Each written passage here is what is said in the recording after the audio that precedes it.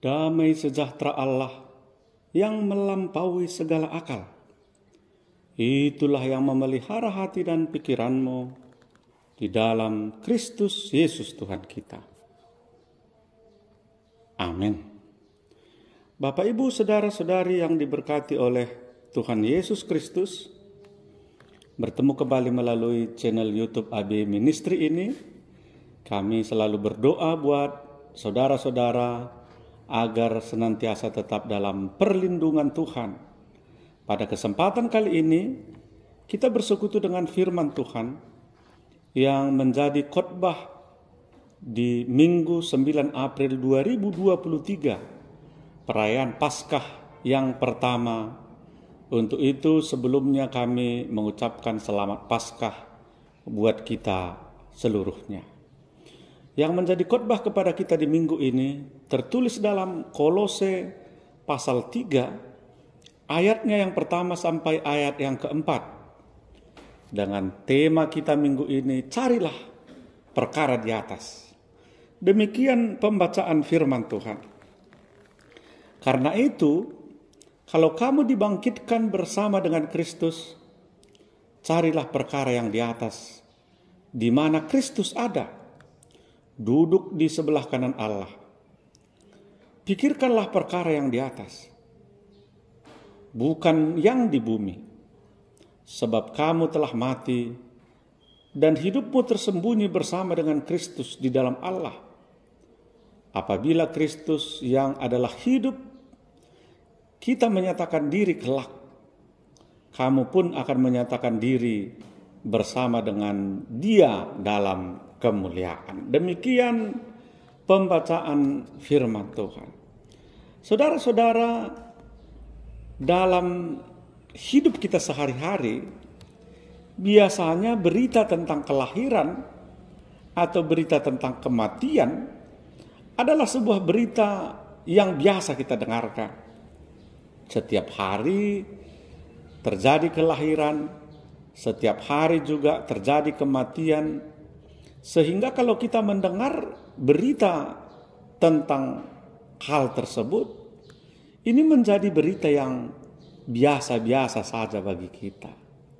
Akan tetapi Bapak, Ibu, saudara-saudara, ketika kita mendengar kematian seseorang dan pada akhirnya bangkit kembali setelah mengalami kematian tersebut, maka itulah baru menjadi berita luar biasa kepada kita. Saudara-saudara, berita Paskah ada berita luar biasa. Kenapa? Karena Tuhan Yesus yang telah mati, tapi hari yang ketiga mengalami kebangkitan dari kubur. Dan inilah berita sukacita sekaligus berita luar biasa. Kenapa? Karena Tuhan orang Kristen itu adalah Tuhan yang luar biasa. Karena Dia telah mengalahkan maut, bangkit dari kematian, menjadi tebusan bagi segenap orang percaya. Untuk itu, hari ini kita bersukacita. Hari ini kita senantiasa memuji dan memuliakan nama Tuhan, tak kala kita mengingat dan merayakan hari kebangkitan Tuhan Yesus melalui Paskah hari ini. Semua orang Kristen di seluruh belahan dunia bersukacita karena kita merayakan kemenangan Kristus, kemenangan setiap orang percaya kepada Tuhan Yesus Kristus. Saudara yang diberkati oleh Tuhan Yesus Kristus, peristiwa kebangkitan Yesus ini membuktikan kebenaran Alkitab bahwa Yesus tidak hanya sampai kepada kematian saja. Dia tidak tinggal di dunia orang mati, tapi Dia mengalahkan maut dan dibangkitkan oleh Allah sendiri. Dalam Lukas 24 ayat 6 sampai 7 dikatakan, Ia tidak ada di sini. Ia telah bangkit. Ingatlah apa yang dikatakannya kepada kamu ketika ia masih di Galilea, yaitu bahwa anak manusia harus diserahkan ke tangan orang-orang berdosa dan disalibkan dan akan bangkit pada hari yang ketiga. Saudara-saudara, ini adalah perkataan malaikat yang disampaikan kepada Maria dan teman-temannya ketika pagi-pagi benar mereka sampai di kuburan Yesus dan melihat batu itu sudah terguling, kuburan itu sudah kosong. Mereka sedang bingung, tapi malaikat berkata, "Ia tidak ada di sini. Ia telah bangkit. Tuhan Yesus telah bangkit dari kematian, seperti yang dimuatkan dalam Alkitab dan seperti yang sudah disampaikan kepada murid-muridnya." Saudara-saudara, sebagai orang Kristen, kita harus mengimani bahwa Yesus itu sungguh-sungguh telah bangkit dari kematian.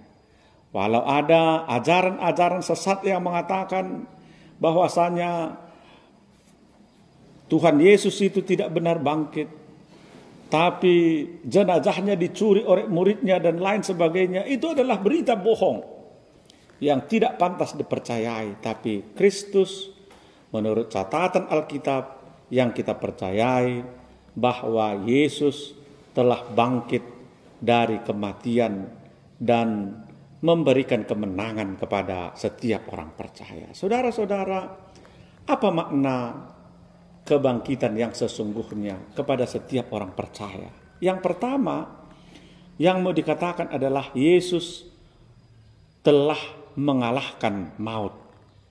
Yesus berkuasa atas maut. Kalau sebelumnya kematian itu menjadi suatu ketakutan kepada semua orang, tapi Yesus sudah membuktikan bahwasanya Yesus mengalahkan maut. Dia telah dibangkitkan dan setiap orang percaya akan dibangkitkan bersama-sama dengan Tuhan Yesus. Saudara-saudara, dalam 2 Timotius 1 ayat 10 dikatakan, dan yang sekarang dinyatakan oleh kedatangan juru selamat kita, Yesus Kristus, yang oleh Injil telah mematahkan kuasa maut dan mendatangkan hidup yang tidak dapat binasa. Yang mau disampaikan adalah Yesus telah mematahkan kuasa maut dan melalui kebangkitannya mendatangkan hidup kekal, hidup yang tidak dapat binasa. Jadi saudara-saudara, tidak ada lagi ketakutan kepada orang percaya karena Yesus telah dibangkitkan oleh Bapa yang mengasihi dia. Seperti tertulis dalam Yohanes 10 ayat 17. Bapa mengasihi aku, oleh karena aku memberikan nyawaku untuk menerimanya kembali. Tidak seorang pun mengambilnya daripadaku, melainkan aku memberikannya menurut kehendakku sendiri. Aku berkuasa memberikannya dan berkuasa mengambilnya kembali. Inilah tugas yang kuterima dari Bapakku. Saudara-saudara, itu adalah kesaksian Tuhan Yesus Kristus. Sehingga jangan ada orang yang menganggap bahwasanya kematiannya sebagai bentuk ketidakberdayaannya. Tapi walaupun dia mati, sesungguhnya itu karena kepasrahannya untuk memberikan nyawanya sebagai tebusan atas dosa-dosa kita manusia. Saudara-saudara, yang kedua, makna kebangkitan itu yaitu memberikan manusia kehidupan yang kekal. Kematian adalah sebuah kekalahan. Demikian yang dilabelkan oleh orang-orang Yahudi ketika itu. Tapi berkat kebangkitan Yesus Kristus, manusia terbebas dari belenggu dosa dan beroleh hidup yang kekal, sebagaimana tertuang dalam Yohanes 3 ayat 16. Karena begitu besar kasih Allah akan dunia ini, sehingga ia telah mengaruniakan anaknya yang tunggal, supaya setiap orang yang percaya kepadanya tidak binasa, melainkan beroleh hidup yang kekal. Kebangkitan Kristus membawa kehidupan yang kekal kepada orang percaya kepadanya. Untuk itu tugas kita sebagai orang-orang yang telah ditebus oleh Tuhan adalah percaya dengan sungguh-sungguh bahwa melalui kuasa kebangkitan Kristus memberikan hidup kekal kepada setiap orang yang percaya kepadanya. Saudara-saudara, yang ketiga yang mau disampaikan melalui kuasa kebangkitan Tuhan Yesus adalah mau menyatakan bahwa manusia punya semangat dan harapan yang baru. Bapak, Ibu, saudara-saudara, bisa kita pahami secara psikologis bahwa kejiwaan murid-murid Tuhan Yesus menjadi tergoncang ketika Tuhan Yesus disalibkan. Mereka mengurung diri, mereka menjadi murung, bahkan penuh ketakutan. Karena yang mereka sebut Tuhan, yang mereka sebut guru telah disalibkan oleh orang-orang Farisi ketika itu.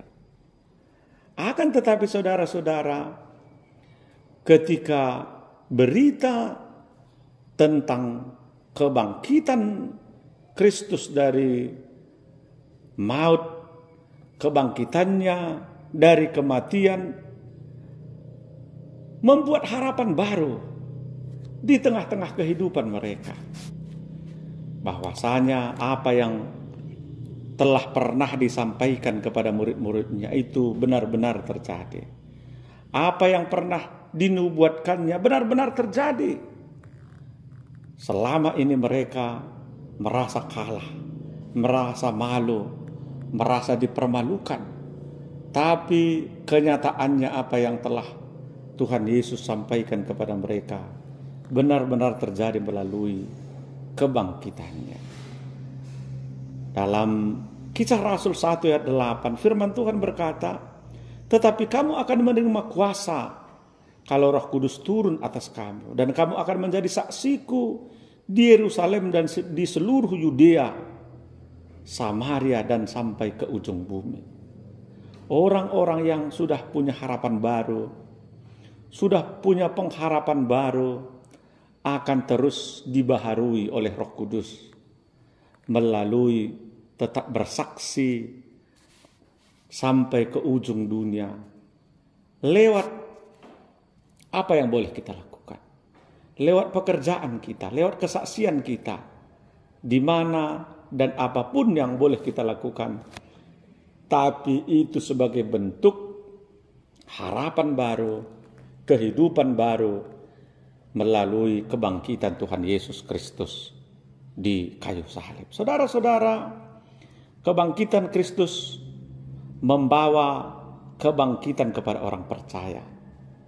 Kita dibangkitkan bersama Tuhan Yesus Kristus karena kita percaya kepadanya. Maut telah dikalahkannya dan orang-orang percaya mempunyai kehidupan yang kekal.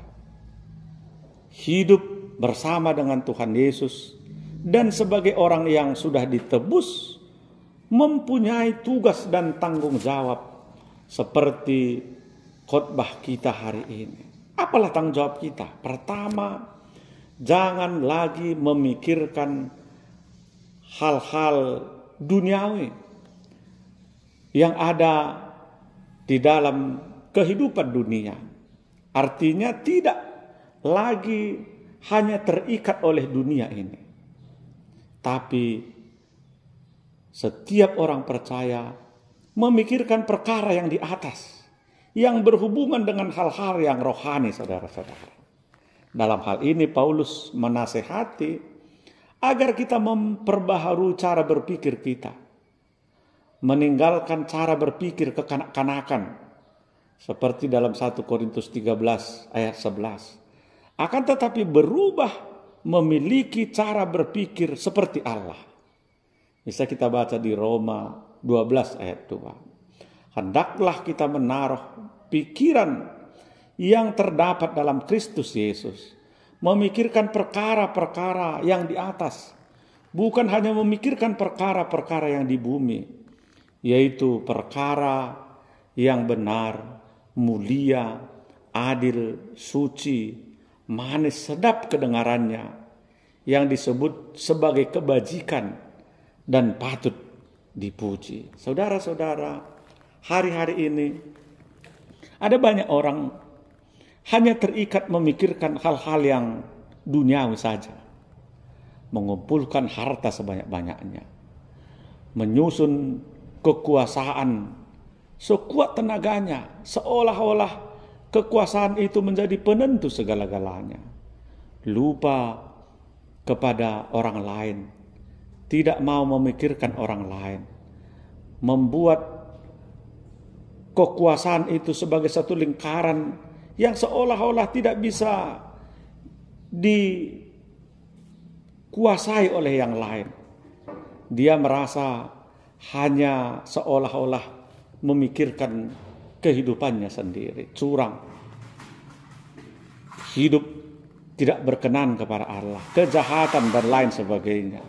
Saudara-saudara, kalau kita masih memikirkan hal-hal yang seperti itu, hanya memikirkan hal-hal yang ada di dunia ini seolah-olah kita tidak meninggalkan dunia ini lagi, maka itulah orang yang hanya memikirkan perkara yang ada di dunia. Tapi perlu kita ketahui bahwa dunia ini hanya sementara.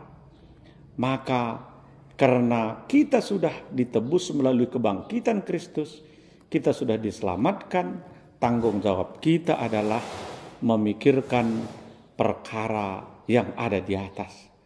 Jangan lagi hanya memikirkan hal-hal yang duniawi, tapi mencoba memikirkan perkara-perkara rohani, perkara-perkara pelayanan, perkara-perkara tentang kepedulian, perkara tentang bagaimana hidup mengasihi, karena kita sesungguhnya sudah terlebih dahulu menerima kasih yang dari Allah di tengah-tengah kehidupan kita. Saudara-saudara, yang kedua, hidup bersama dengan Kristus dalam kemuliaannya. Kuasa kebangkitan menjadikan setiap orang percaya untuk boleh hidup bersama Kristus dalam kemuliaannya. Artinya manusia itu mempunyai hidup baru bersama dengan Kristus. Yang sebelumnya tidak percaya menjadi percaya. Yang berarti juga kita harus rela terus-menerus diperbaharui olehnya melalui pertobatan kita, dan selanjutnya mau terus dibaharui oleh kuasa Roh Kudus sehingga hidup kita senantiasa lebih baik seturut dengan firman Tuhan. Saudara-saudara, kenapa Kristus mau mati dan mau berkorban untuk kita? Sesungguhnya karena Dia sangat menyayangi kita. Dia penuh dengan kuasa, penuh dengan kepedulian, penuh dengan cinta.